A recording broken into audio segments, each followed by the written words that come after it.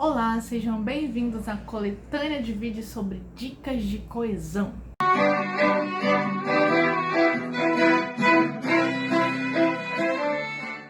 O tema de hoje é à medida que, na medida em que ou na medida que.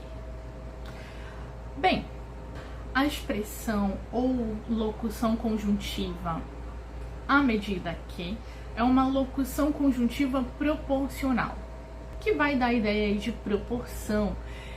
Então, por exemplo, quando eu digo à medida que eu estudo, eu fico mais sábio.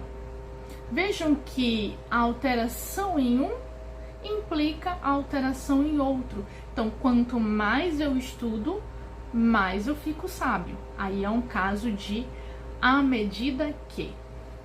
O na medida em que é uma locução conjuntiva que dá a ideia de explicação, de causa, né? Então, por exemplo, gosto da natureza na medida em que me traz tranquilidade. Nesse caso, esse na medida em que pode ser substituído por quê, tá? Então, gosto da natureza porque me traz tranquilidade. Veja que nesse caso não dá pra gente estabelecer aí a ideia de proporção, né? Então, por exemplo, não dá pra eu dizer quanto mais eu gosto da natureza, mais eu sinto tranquilidade, ou mais ela me traz tranquilidade.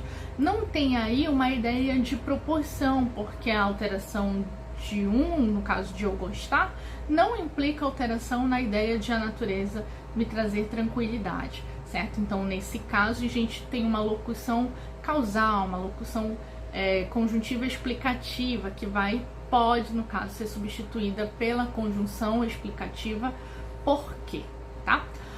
Muito bem, e o na medida que, muito utilizado tanto como sinônimo do na medida em que ou do à medida que, na verdade é uma locução que a gramática tradicional ou a norma padrão não aceita, né?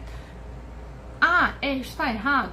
Não necessariamente, né? Mas aí vai depender, claro, do contexto que você está se utilizando. Em contextos formais, essa estrutura não vai ser aceita, porque ela é tida como inexistente para a norma padrão ou para a gramática tradicional. Essa estrutura não existe, então ela não vai ser aceita, ela é desabonada, tida como incorreta, tá bom?